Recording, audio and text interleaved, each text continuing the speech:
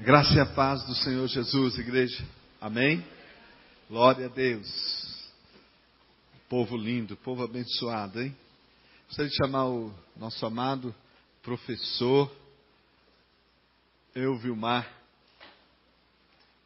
Como foi falado aqui algumas semanas atrás, que viria o professor do Vale da Bênção para dar aula aqui na Escola de Ministérios. Então, de 2 em 2 meses ele estará vindo e durante a semana está tendo aula aqui com a Dagmar. E 2 em 2 meses ele estará vindo aqui para estar ministrando.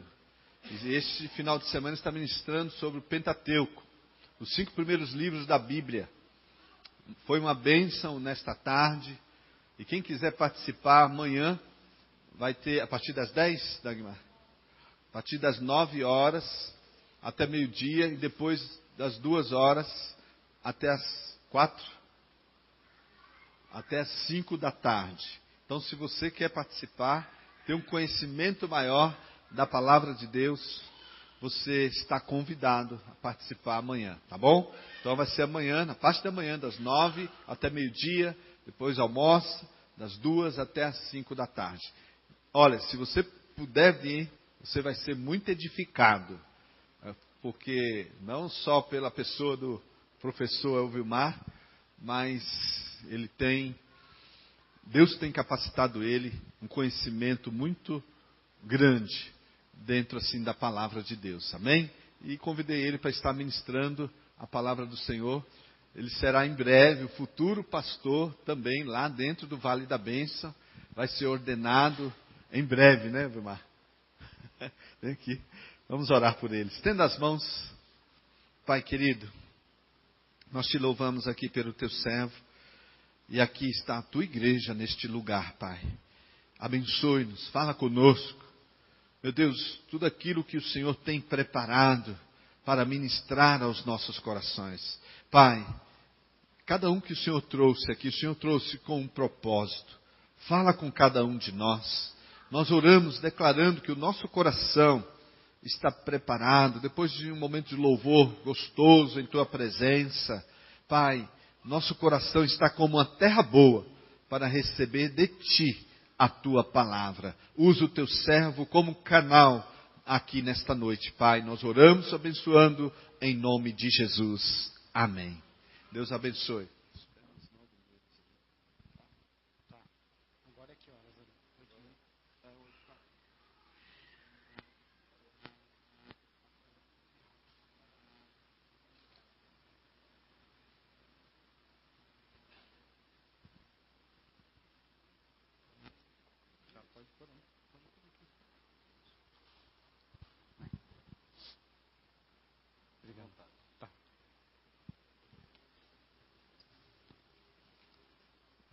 A paz do Senhor Jesus Cristo. Não desconsiderando a oração do pastor, vamos orar outra vez? Senhor, nós te agradecemos, porque o Senhor é conosco, mesmo com as pressões e as situações que nós estamos vendo, não só no Brasil, mas no mundo. Nós contemplamos que o Senhor é Rei e que a tua vontade está sendo feita.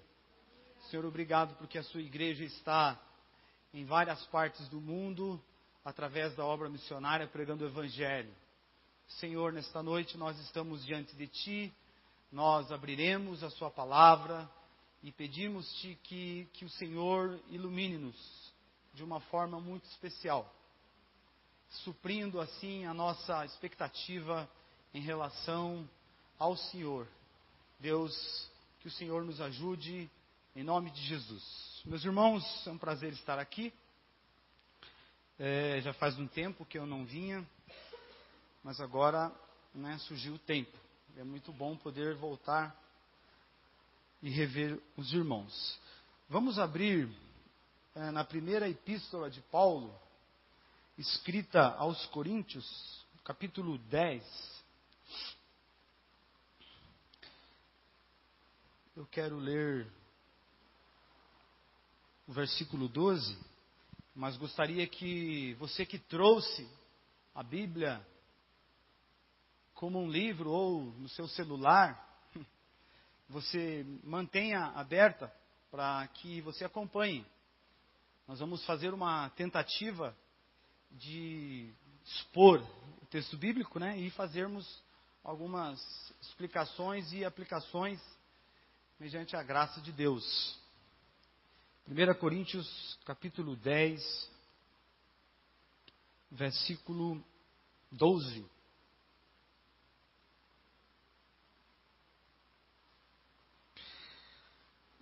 Versículo 10, capítulo 10, verso 12. Todos encontraram? Então diz assim: aquele, pois, que pensa estar em pé, veja que não caia. O contato do apóstolo Paulo com a igreja de Corinto se deu na segunda viagem missionária que ele fez. Está lá registrado em Atos, no capítulo 18. E lá quero ler apenas um versículo também, para que a gente possa depois retornar ao texto que eu li e darmos sequência. O apóstolo Paulo chega à igreja de Corinto. Antes ele passa por Tessalônica, sempre pregando na sinagoga dos judeus. Depois ele vai discursar em Atenas. E depois ele passa em Corinto, Atos 18. E o versículo 11 diz que Paulo fica lá um período de tempo. Atos 18, 11. E ali permaneceu 1 ano e 6 meses, ensinando entre eles a palavra de Deus. Mas o apóstolo Paulo, quando Silas e Timóteo desceram da Macedônia, o que diz o versículo 5, ele se entregou totalmente à palavra, porque até então ele trabalhava com Priscila e Áquila. Mas quando ele chega da Macedônia com um apoio da igreja, ele se dedica totalmente ao ministério da palavra. Mas os ouvintes, os judeus, se oporam à pregação de Paulo e blasfemavam contra ele. E então Paulo resolveu dizer a eles, né, no versículo 6 de Atos 18, sobre a vossa cabeça o vosso sangue, eu dele estou limpo e desde agora vou para os gentios. E verso 7 diz que ele, saindo dali, entrou na casa de um homem chamado Tício Justo, que era temente a Deus, e a casa era contígua à sinagoga. Mas acontece que naquele mesmo momento, à noite, Paulo teve uma visão, e o Senhor disse a Paulo: não temas, pelo contrário, fala e não te cales.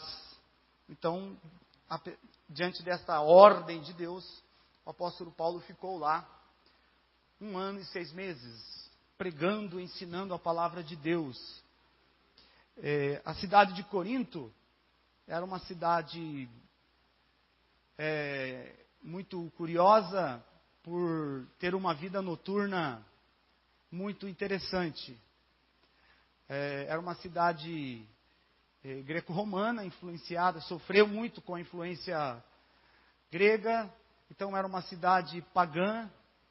Havia naquela cidade um culto ao Deus do amor, ao Deus da música, né? E era uma cidade consideravelmente envolvida pelo homossexualismo, dentre outras coisas. Então era uma cidade muito perigosa para os cristãos, uma cidade perversa, vamos dizer assim. E o apóstolo Paulo tem um motivo pelo qual ele escreve para Corinto, para os crentes de Corinto. Em 1 Coríntios capítulo 1, lá no versículo 8, ele vai dizer algumas coisas interessantes, para nós entendermos o porquê que ele escreve a carta aos irmãos de Coríntios. Ele diz assim: o qual também vos confirmará até o fim. O Senhor Jesus fará isto para serdes irrepreensíveis no dia do Senhor, Jesus Cristo. Para serdes irrepreensíveis, né, lá no dia do Senhor. O dia do Senhor ainda, o dia final do Senhor ainda não chegou. Ele chegará. E o Senhor vem buscar um povo santo. Mas enquanto esse dia não vem, a igreja está envolvida na tarefa de missões e envolvida em dar um testemunho que glorifique a Deus. A igreja está inserida numa sociedade, ela participa, ela se envolve e ela deve aguardar a volta do seu Senhor. E ele diz no verso 9, fiel é Deus, pelo qual fostes chamados à comunhão do seu Filho Jesus Cristo, nosso Senhor. No verso 10, o apóstolo Paulo diz assim, de 1 Coríntios 1, rogo-vos, irmãos, é uma exortação, né, para a preocupação primária que Paulo tinha com aquela igreja. Pelo nome do nosso Senhor Jesus Cristo, que falais todos a mesma coisa, e não haja entre vós divisões, né? Não haja entre vós divisões, era um problema grave, ou cismas, ou dissensões, e ele dizia assim, antes sejais inteiramente unidos na mesma disposição mental e no mesmo parecer. Aí no versículo 11 ele diz quem foi que levou as informações para ele. Pois a vosso respeito, meus irmãos, fui informado pelos da casa de Cloé, de que há contendas entre vós, discussões, há problemas na igreja de Corinto. Então não só este problema das facções e discussões, mas existem muitos outros problemas que a própria carta vai apresentar. O apóstolo Paulo, então, ele diz para eles qual é o caráter da sua pregação. No capítulo 2, ele diz, olha, irmãos, eu só vim aqui com uma intenção. Eu não quis fazer com que vocês chegassem a outra informação, a não ser sobre a cruz, senão a Jesus Cristo e este crucificado. No capítulo 2. No capítulo 3, o apóstolo Paulo vai falar que as dissensões, as divisões, é falta de espiritualidade. E ele vai falar que se há dissensão, a responsabilidade é daqueles que ensinam, para que a igreja esteja unida. Assim como a Trindade é unida, isso deve refletir na unidade dos irmãos. E ele vai então falar também que os pregadores são responsáveis diante de Deus.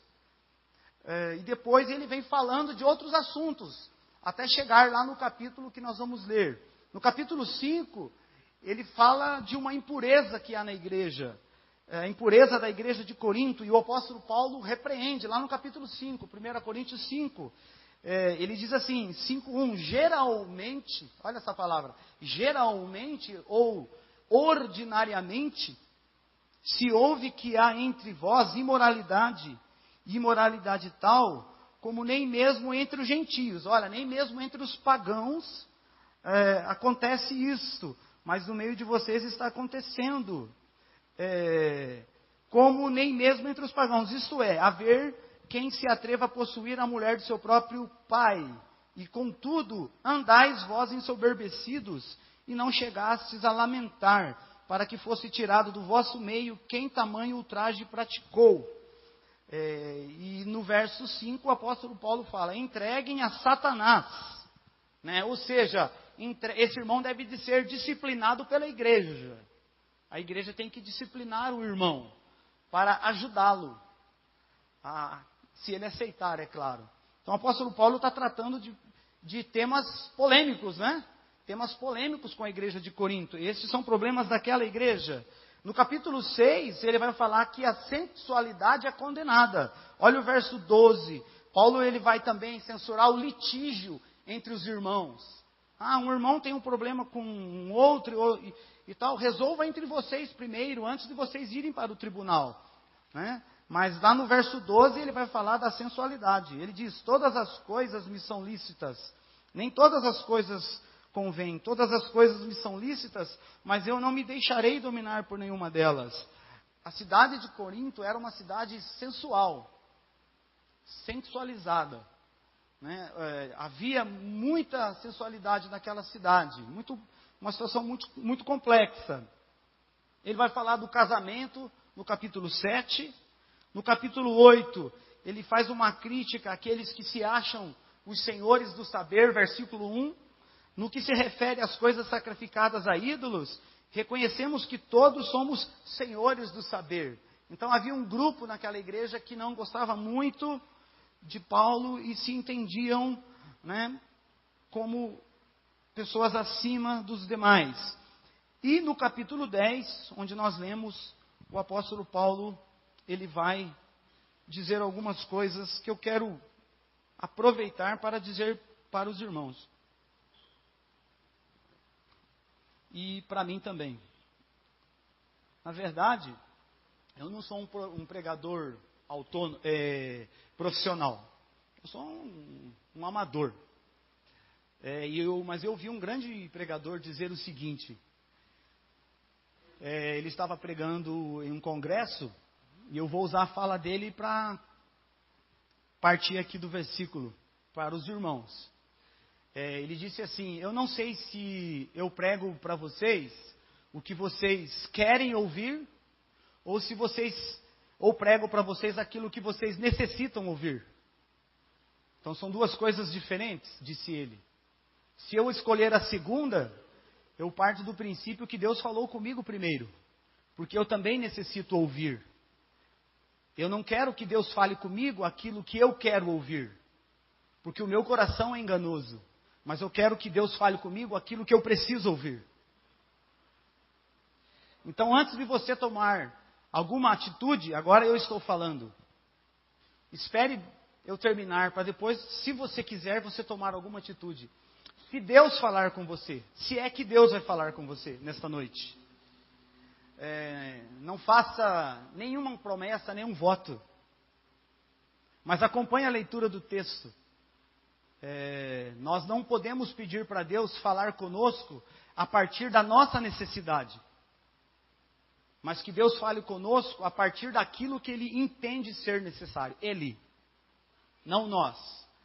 Porque normalmente nós vamos ler a Bíblia sempre com os nossos óculos, mas Deus, Ele quer falar conosco a partir dos óculos dEle, do olhar dEle. Porque Deus, Ele tem filhos e Ele os ama. Então Paulo diz, aquele que, pois, que pensa estar de pé, pense que não caia. A introdução do capítulo 10 começa no versículo 24 do capítulo 9. 1 Coríntios 9, 24. E o apóstolo Paulo, ele vai fazer ilustrações.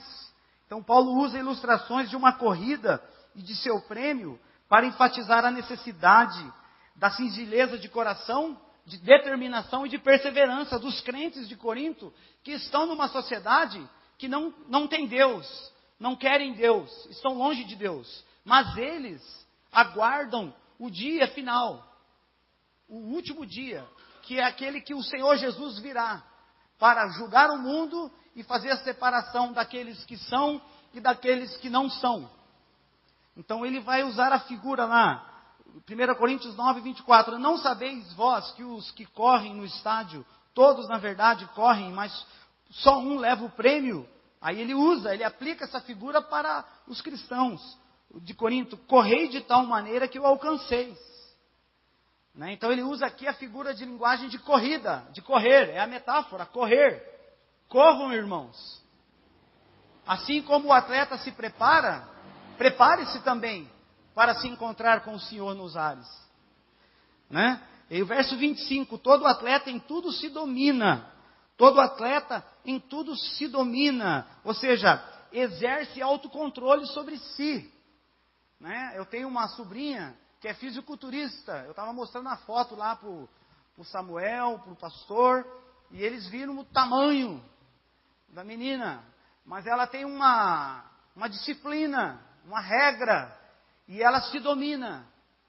Tanto que ela já é bicampeã da Copa Sul Curitiba e vice-brasileira. Mas ela paga um preço. Ela se abstém. E o apóstolo Paulo usa essa imagem para dizer para o cristão, vocês estão numa sociedade paganizada sem Deus. Então vocês também têm que ter o autocontrole. Vocês também precisam se disciplinar. Vocês também precisam tomar cuidado. Porque ainda não acabou. Não chegou o fim. Nós não estamos na glória. O nosso corpo ainda é um corpo de pecado. Ou não? Ou você não tem um coração enganoso mais? Você já está transformado? Você já está com o corpo glorioso de Jesus? Você não precisa mais das disciplinas espirituais? Você não precisa mais da Bíblia? Eu não preciso mais das Escrituras? Eu não preciso mais me afastar do pecado? Eu não preciso mais, em alguns momentos ou todos os dias, fechar a porta do meu quarto e falar: Senhor, me perdoa, porque eu sou um pecador. Estou livre do pecado, mas o meu coração é enganoso, mente para mim. E eu muitas vezes digo que o Senhor está falando comigo, mas não é o meu coração. Porque é do coração que saem os maus desígnios. Por quê? Porque o coração do homem é enganoso. Provérbios 29 diz: quem é que pode dizer que está sem pecado? 1 de João diz também, 1 de João 3,8, aquele que diz que não tem pecado, faz de Deus mentiroso. Então nós ainda não estamos lá. E Paulo está falando sobre isto. Irmãos de Corinto, a nossa luta maior é contra o pecado, que não está só fora de nós, mas também nós temos que tomar cuidado conosco. Temos um inimigo externo, mas temos um inimigo interno. Ele disse em Romanos 7 que ele quer fazer o bem, mas ele não consegue fazer o bem. Então o apóstolo Paulo dizia: nós temos que nos disciplinar. É por isso que ele usa essa figura do atleta que corre. A não ser, meu irmão, me desculpe, que você não está correndo com Jesus. Você só está no grupo social da igreja. Não fique chateado comigo.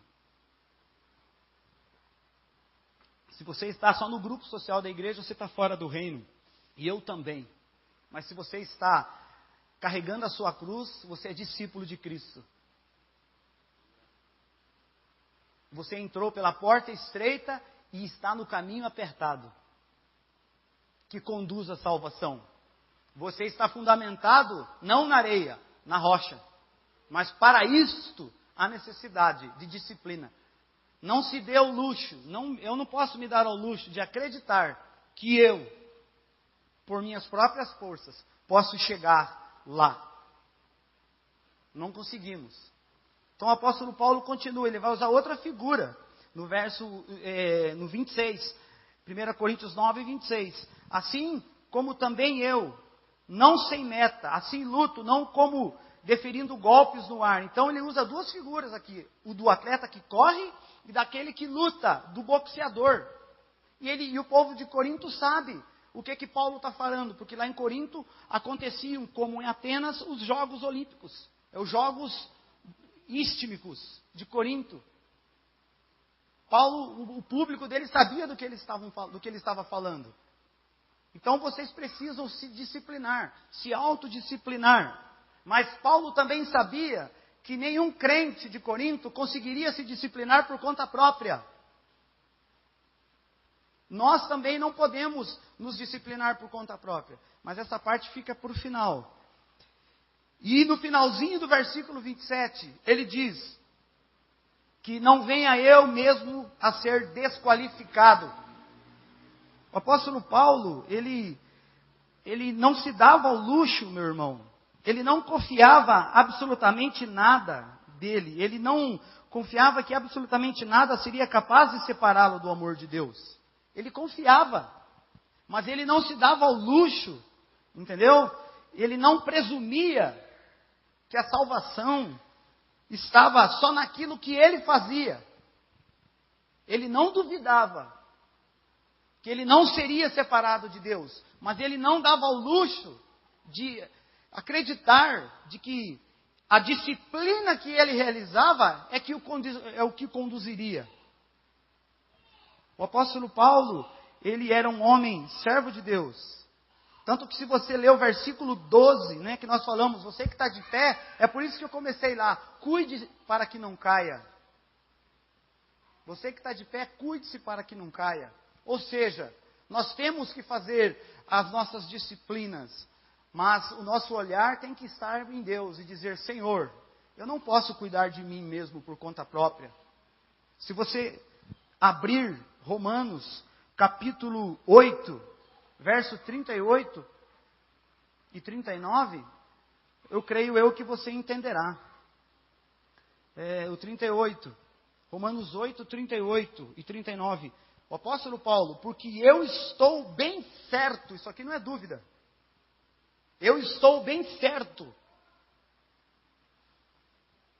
de que nem a morte, nem a vida, nem os anjos, nem os principados, nem as coisas do presente, nem do porvir, nem os poderes, nem a altura, nem a profundidade, nem qualquer outra criatura poderá separar-nos do amor de Deus, que está em Cristo Jesus nosso Senhor. O apóstolo Paulo não está falando do amor dele para Deus, é do amor de Deus para ele.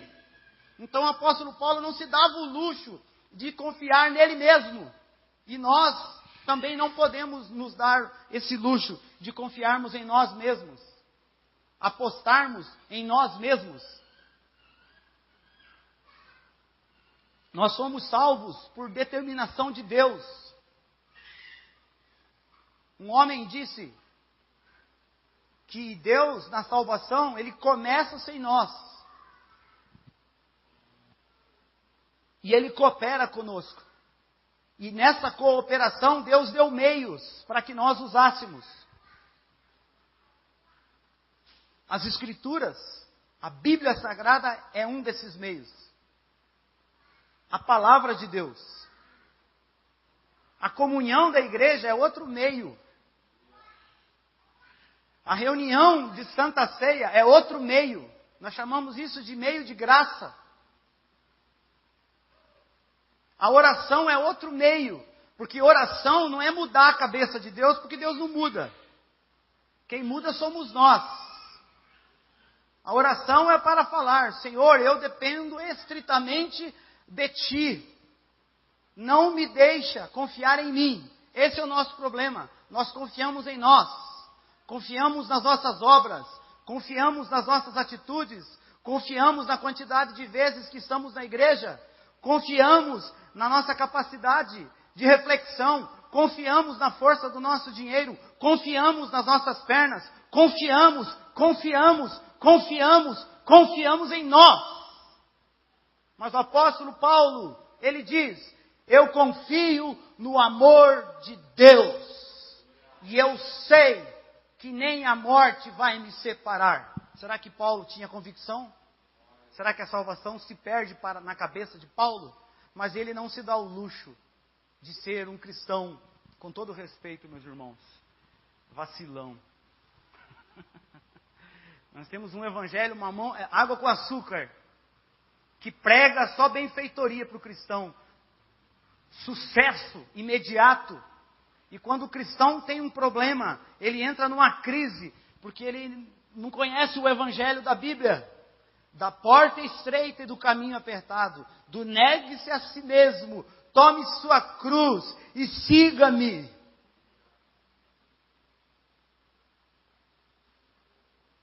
O evangelho do Senhor Jesus nos chama para um compromisso, de compromisso.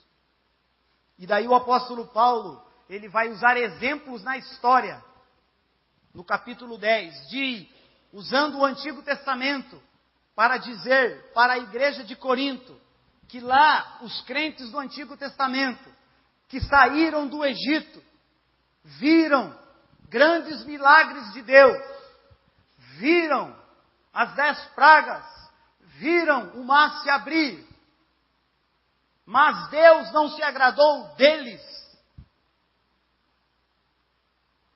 A salvação não está na sua mão, meu querido, e nem na minha. Está nas mãos de Deus. Aí diz 1 Coríntios 10, verso 1, Paulo vai usar exemplos históricos para dizer para a igreja de Corinto: não abra a sua Bíblia, não fique olhando para mim que eu sou feio, narigudo. Leia o texto bíblico, pois eu sair fora aí, você vem brigar comigo. Mas agora olhe para a Bíblia. Então diz o texto bíblico: ora, irmãos, não quero que ignoreis que nossos pais estiveram sob a nuvem. Olha lá, o pessoal no deserto, a nuvem. Êxodo 13, 21 e 22, não precisa abrir. Estiveram todos sob a nuvem e todos passaram pelo mar. Êxodo 14, 21 e 22 e 29. Tendo sido batizados assim na nuvem como no mar. O apóstolo Paulo diz que esse evento é uma representação do batismo. Com respeito a Moisés, era um povo sem líder e agora ganharam um líder, Moisés. Deus fazia sinais através de Moisés e fez as 10 pragas, o mar se abriu. Eles foram para o deserto, maná, e grandes bênçãos. Olha o verso 3, 1 Coríntios 10, 3. Todos eles comeram de um só manjar espiritual. Êxodo 16, 4, 15 e 35. E beberam da mesma fonte espiritual, porque bebiam de uma pedra espiritual que os seguia. Cristo os seguia. Cristo os guiava. Olha o verso 5. Entretanto, Deus não se agradou deles. Deus não se agradou da maioria deles. Razão porque ficaram prostrados no deserto. Corram, meus irmãos, de Corinto. A carreira cristã já começou, igreja de Corinto, mas ela não terminou. Esforcem-se, crentes de Corinto.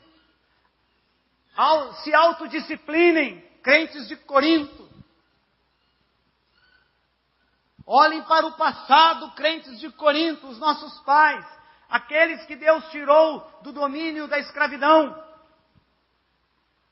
Viram grandes milagres, viram grandes bênçãos, mas Deus não se agradou deles. Paulo está escrevendo para uma igreja que com certeza todos nós gostaríamos de fazer parte. Todo mundo diz que a igreja de Corinto era a igreja completa, tudo de bom e tudo de ruim. Ele fala de pecados graves, ele fala dos dons, mas ele fala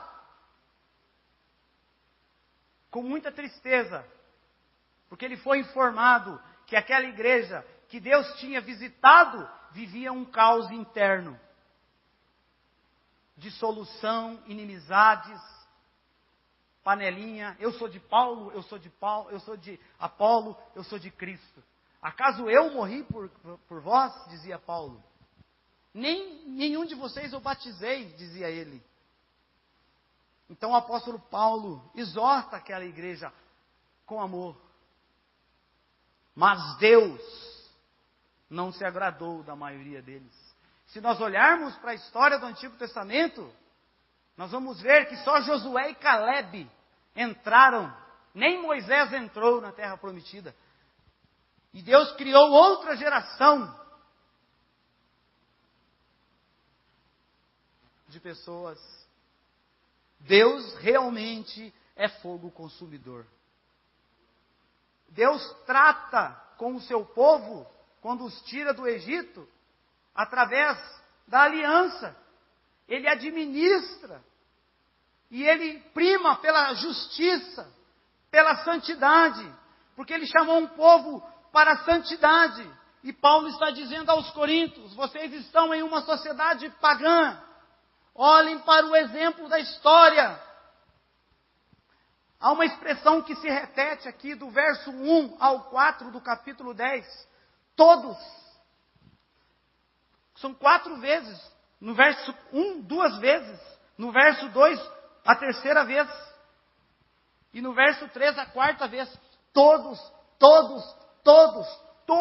viram as grandezas de Deus. Mas no verso 5, entretanto, Deus não se agradou da maioria deles. Razão porque ficaram prostrados no deserto. E olha o que ele continua falando no verso 6. Ora, estas coisas se tornaram exemplos para nós, irmãos de Corinto. Por quê? Porque nós não chegamos lá. Não está tudo consumado. O compromisso ainda não é para abrir mão. O pecado não foi extirpado totalmente. Satanás é o príncipe deste mundo. Os homens estão contra Deus. O nosso coração foi afetado pelo pecado. Já foi lavado no sangue de Jesus. Mas o nosso coração ainda é um coração enganoso. Em nós habita a presença divina, o Espírito de Deus, mas também habita a carne. E nós estamos nesse mundo. Nós temos que buscar de Deus uma orientação, uma graça, para que nós não fiquemos como eles no passado. Estas coisas se tornaram exemplos para nós. 1 Coríntios 10, 6. A fim de que, olha, exemplos para nós, a fim de que, com que propósito? Não cobicemos as coisas más, ó cristãos de Corinto. Deus vos chamou em graça, pela cruz de Cristo. Ele é fiel. Cuidem-se, crentes de Corinto, para que nós não cobicemos as coisas más, como eles quem? Os que ficaram no deserto no Antigo Testamento. Eu não sei se esse texto, Paulo está falando de salvação, que perde a salvação. Mas o apóstolo Paulo está dando uma chicotada neles. Ainda bem que não é em nós, né? É para a igreja de Corinto.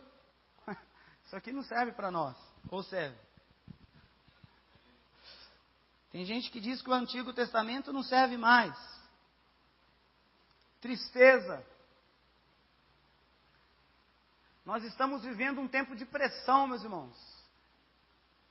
A igreja, na sua maioria, cria cada coisa.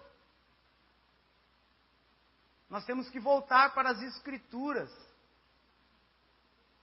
Temos que voltar para a Bíblia. Meditar na Bíblia. Ler a Bíblia. Em espírito de oração. Falar, Senhor, tem misericórdia de mim. Começa por mim. Eu não quero perecer. Eu tenho falado para os meus alunos, eu dou aula há quase 11 anos, e eu falo para eles, quando vocês forem ler a Bíblia, não leiam a Bíblia pensando só nas suas coisas.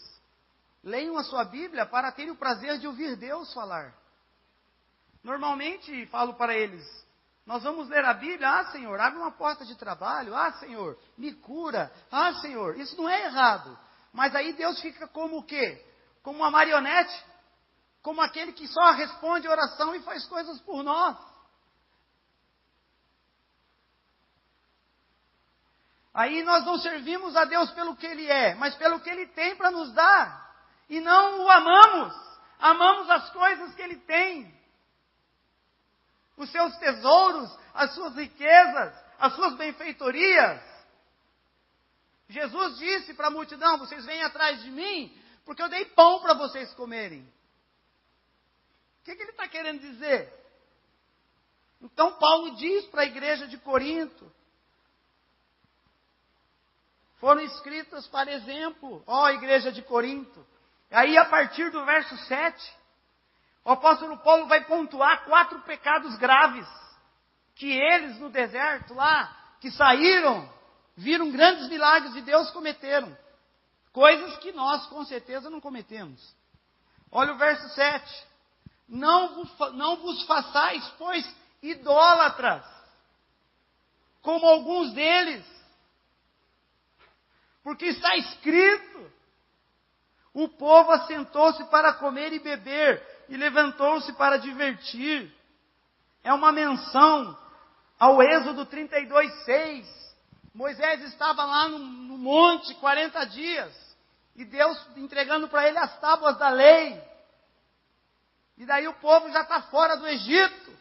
E daí Deus diz, Moisés, desce que a coisa está feia lá embaixo. Aí Josué, na sua inexperiência, vem e diz, ó Senhor, tem grito de guerra. E Moisés diz, não é grito de guerra não, é outra coisa. E Moisés chega lá e vê o bezerro de ouro. Deus chamou aquele povo em aliança. Êxodo 20. Não farás imagem. E daí, a época em que nós estamos, e provavelmente a época que Paulo escreveu essa carta aos Coríntios, também era uma época narcisista, que adora a si mesmo, que realiza os desejos do seu coração, que busca os seus próprios interesses, a qualquer custo e preço. Então o apóstolo Paulo fala, igreja de Corinto, não, temos exemplos do passado, Deus não se agradou da maioria deles, não. Vocês conhecem o mito do Narciso? O mito grego que era lindão, e daí tinha uma moça que gostava dele e não dava nada certo, aí ela joga uma maldição sobre ele, e daí ele vai lá num lago e fica se olhando, e ele fica admirando a sua própria beleza, e morre de fome, porque ele é tão lindo que ele não sai de lá, fica se contemplando. Gostaria que você pensasse em tudo que eu disse até agora, e pensasse em você, não nas outras pessoas. E eu estou pensando em mim. Pense em você. Pense naquilo que você faz, eu faço. Se nós já fizermos uma autoavaliação, já está valendo.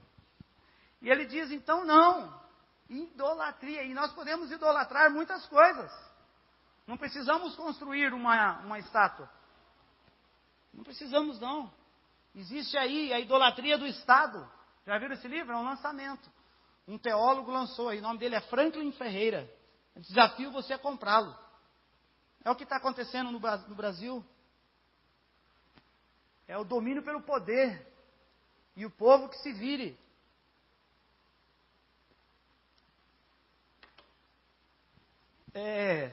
Olha agora, o verso 8, a segunda acusação de Paulo.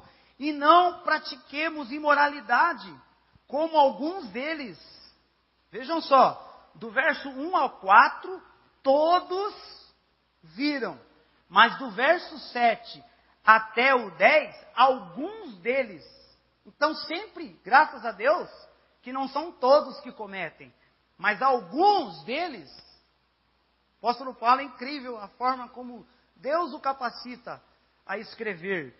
Então, alguns deles o fizeram e caíram num só dia 23 mil. 23 mil é Números 25, 1 a 9. Bem, você que está de pé, você que acha que a sua janela não quebra, cuide-se para que você não caia. Dobre os seus joelhos a Deus e diga, Senhor, tem misericórdia de mim, porque eu sou um pecador. Lembra lá do fariseu se auto-justificando? Senhor, eu me jejuo, eu dizimo e tal. E estava lá o publicano batendo no peito, nem olhando para Deus. Senhor, tem misericórdia de mim, porque eu sou pecador. Tem misericórdia de mim, Jesus.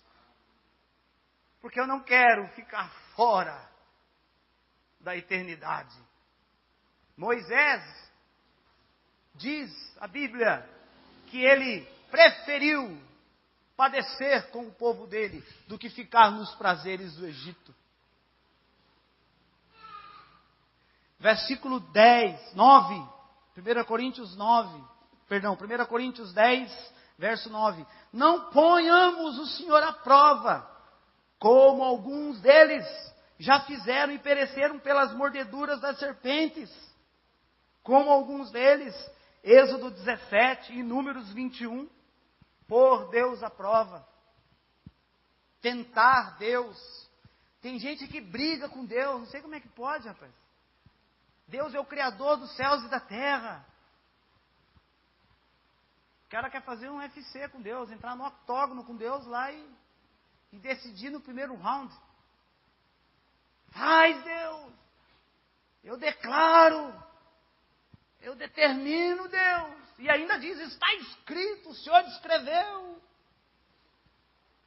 O Senhor não pode deixar de fazer, porque o Senhor falou que o Senhor ia fazer. Como que se Deus tivesse que dar satisfação a alguém. Nós não conhecemos direito essa soberania irrestrita de Deus. Eu não sei se é Eclesiastes 5:1 que diz que as suas palavras sejam poucas porque você está na terra e Deus está lá no céu. Eclesiastes 5:1, não sei se é isto, não é isso. Mas há um texto que diz, que fala isto. Guarde a sua língua, porque você está na terra e Deus está no céu. O verso 2, não te precipites com a tua boca, nem o teu coração se apresse a pronunciar palavra alguma diante de Deus, porque Deus está nos céus, tu na terra, portanto sejam poucas as tuas palavras. Onde está o temor para com Deus? O sucesso da igreja é o temor a Deus, é o respeito, é primar em cumprir as Escrituras. Nós não vamos interpretar e cumprir as Escrituras exatamente, mas pelo menos chegarmos perto, corretamente. Que Deus tenha misericórdia de nós. Verso 10, 1 Coríntios 10:10. Nem murmureis, como alguns deles murmuraram, e foram destruídos pelo exterminador. Deus destrói. Deus destrói. Êxodo 16:2 e Números 14:37. Depois você lê. Deus destrói. E no verso 11 ele repete, estas coisas lhe sobrevieram como exemplos,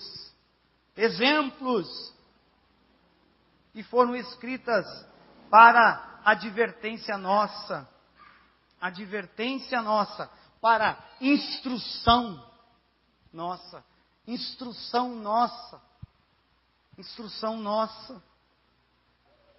de nós outros, sobre quem os fins dos séculos têm chegado. Nos últimos tempos, nós temos ouvido, eu tenho ouvido mensagens sobre o fim dos tempos. E qual é a marca dos fins dos tempos? Abra lá em 2 Timóteo capítulo 3. É os fins dos séculos. O apóstolo Paulo escreve para o pastor Timóteo, que ele conheceu em Atos 16,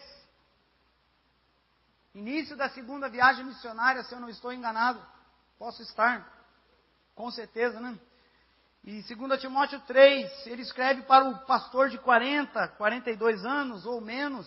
Quando Paulo conheceu a Timóteo, ele era um jovem, mas agora ele está pastoreando a igreja da região de Éfeso. E Paulo está preso, é a segunda prisão dele. Paulo está numa masmorra, acho que é chamada Antônia.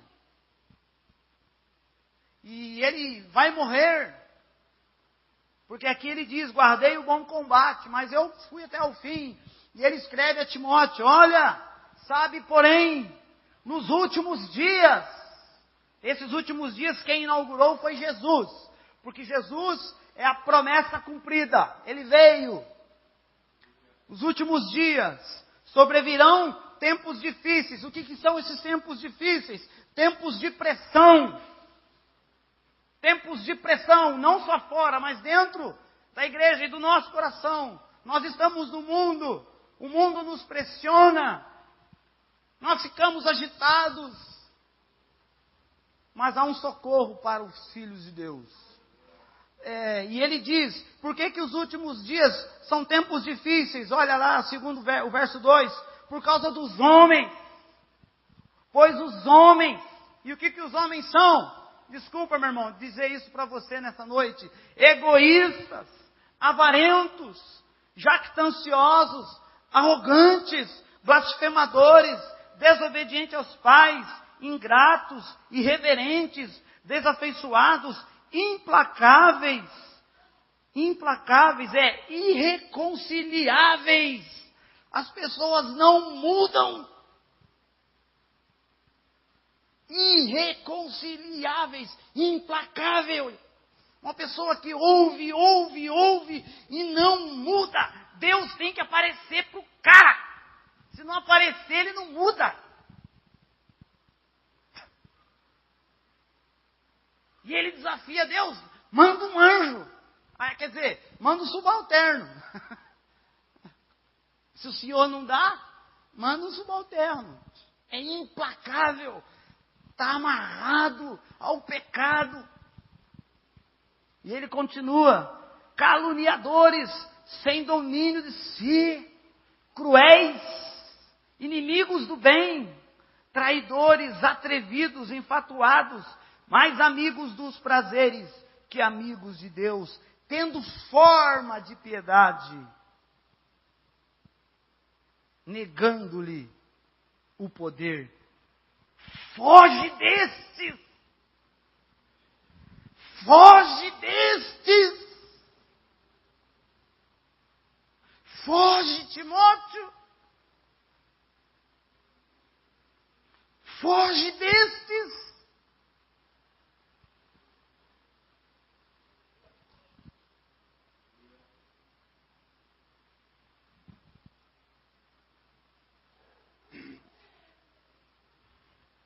Voltando em 1 Coríntios 10, os últimos dias.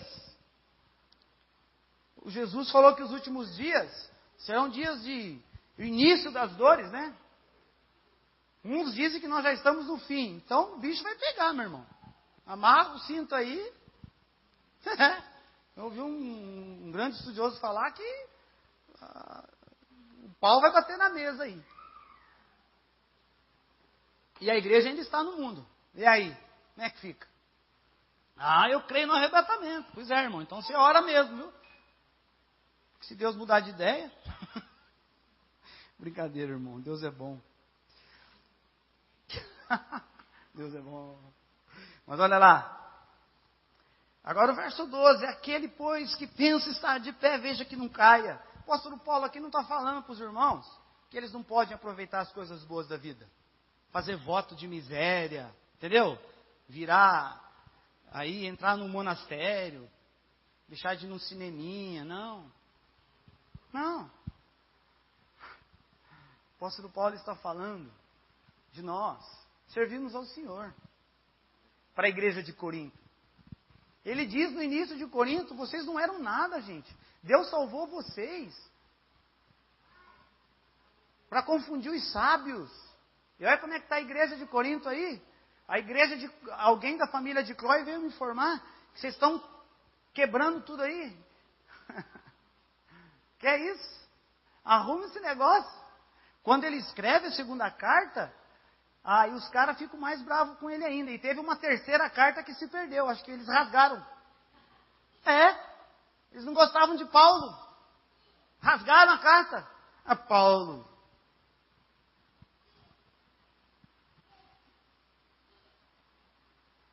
E ele vai dizer uma coisa no verso 13 também que é incrível.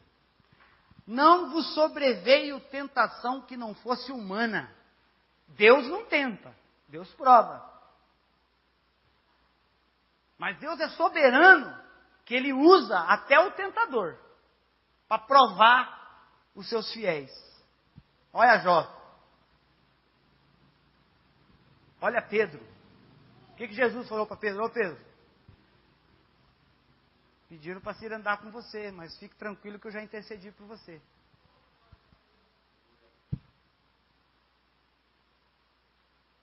Que Deus tenha misericórdia de nós. Não virá tentação que nós não possamos suportar, além das nossas forças. Deus vai nos provar. Deus vai nos provar. Deus vai te provar, meu irmão. Mas Ele te ama. Ele vai te provar, porque Ele quer que você fique mais santo. Ele quer que você fique mais perto dEle. Deus vai nos provar. E eu não sei quais são os meios, porque Deus não falou para mim, e graças a Deus. Eu nem quero saber, porque vai dar uma confusão, né? Que Deus prove cada um do jeito que Ele quiser. Porque nós tínhamos pais naturais que nos corrigiam, até um certo tempo. Agora nós temos um Pai eterno. Hebreus 12. Porque esse Deus nos ama. Ele não quer que nenhum se perca. Ele não quer que você se perca. Oh, meu irmão.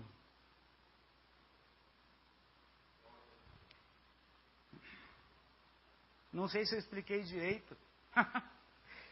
Mas era isso que eu tinha para compartilhar com os irmãos. Agora vem a pergunta do início.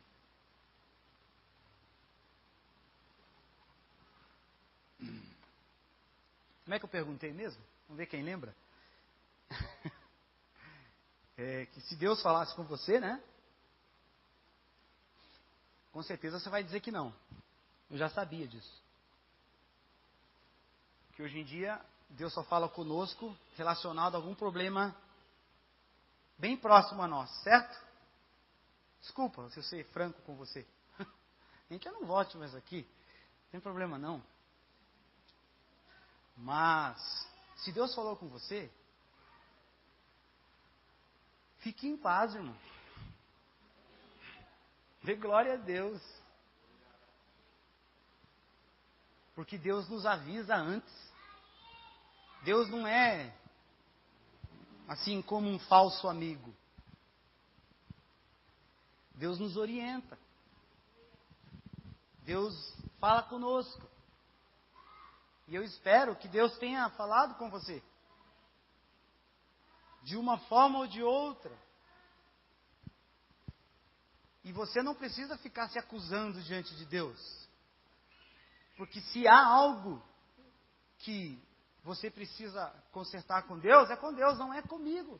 Eu não sei nada sobre você. Não sei, meu irmão. Eu vou embora amanhã e o pastor fica aí resolvendo os problemas. E vocês também. Mas se Deus falou com você, você não precisa ficar com medo.